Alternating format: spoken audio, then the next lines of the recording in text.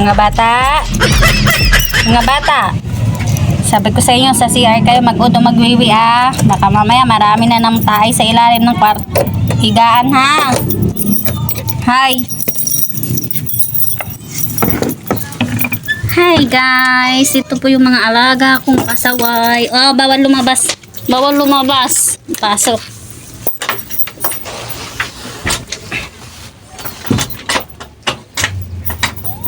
Oh, may udo sa ilalim na higaan. Wala dapat ha. May patay na ipis guys. Kakauwi ko lang galing trabaho. Tingnan natin kung may pasalubong sila dito sa ilalim ng higaan. Oh, very good. Wala. Good job. Walang udo sa ilalim. Tingnan natin dito sa CR guys. Ah, meron dito isa. Sino umudo doon? Very good sa CR ah. Ito naman sa ilalim ng lababo guys. Ayan yung kanilang CR. Ganda ng CR nila no. Sabi ko sa kanila wag tatay sa ilalim ng higaan para hindi ako nahirapan magbuhat-buhat ng katri namin. Ano yun? May cat food naman kayo ah. Gina, bye-bye. Bis mo na ako.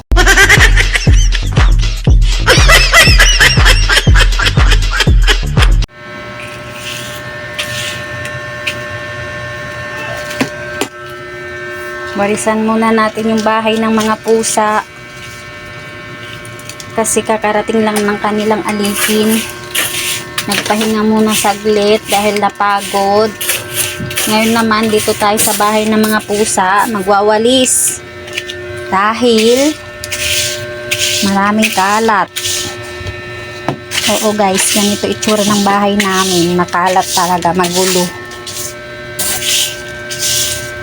Busy sila sa pagkain, yung alipin nila busy magwalis, tas lilinisan ko din yung kanilang mga udo. Pinahinga ko muna saglit yung aking paa kasi nga pagod sa maghapong nakatayo, pero pwede naman kami umupo sa trabaho guys.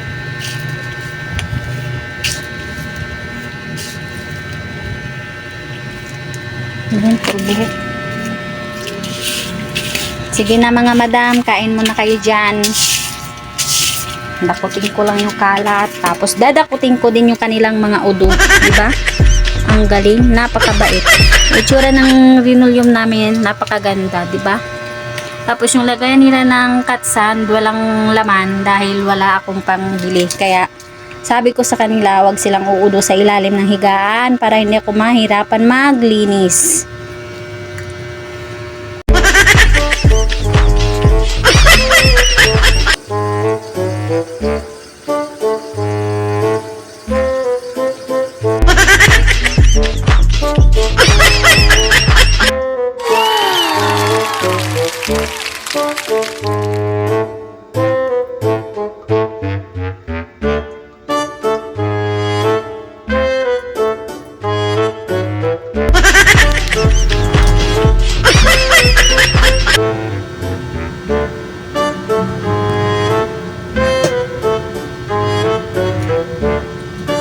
Very good si Rabbit.